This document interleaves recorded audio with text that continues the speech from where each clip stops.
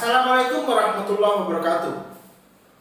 Apakah teman-teman pernah mendengar istilah saksi ahli?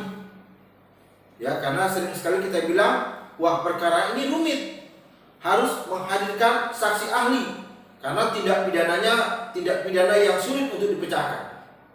Nah, pertanyaannya, apakah ada istilah saksi ahli dalam sistem perundang-undangan nasional? Karena kalau kita acu, teman-teman semuanya, ya, kitab undang-undang hukum acara pidana yang digunakan secara resmi di negara kita, ternyata saya tidak menemukan istilah saksi ahli.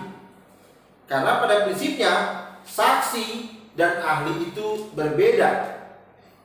Video ini saya akan bahas beberapa istilah yang mudah-mudahan dapat membuat kita terang dan jelas mengenai saksi, keterangan saksi, dan keterangan ahli, teman-teman semuanya.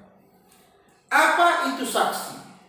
Saksi adalah orang yang dapat memberikan keterangan guna kepentingan penyidikan, penuntutan, dan peradilan tentang suatu perkara yang ia dengar sendiri, ia lihat sendiri, dan ia alami sendiri. Nah, setelah mendengar, melihat, atau mengalami sendiri, maka si saksi itu kemudian akan diminta keterangannya. Nah, apa yang disampaikannya itulah keterangan saksi, dan itulah alat bukti. Bukan saksinya yang menjadi alat bukti, tetapi keterangan saksinya. Apa itu keterangan saksi? Keterangan saksi adalah salah satu alat bukti dalam perkara pidana yang berupa keterangan dari saksi mengenai suatu peristiwa pidana yang ia dengar sendiri, ia lihat sendiri, dan ia alami sendiri dengan menyebut alasan dari pengetahuannya itu. Kenapa dia bisa tahu? Kenapa dia bisa sampai melihat? Dan kenapa dia bisa sampai mengalami, teman-teman semuanya?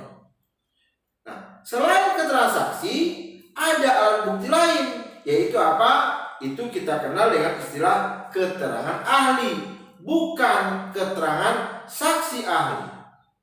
Apa itu keterangan ahli?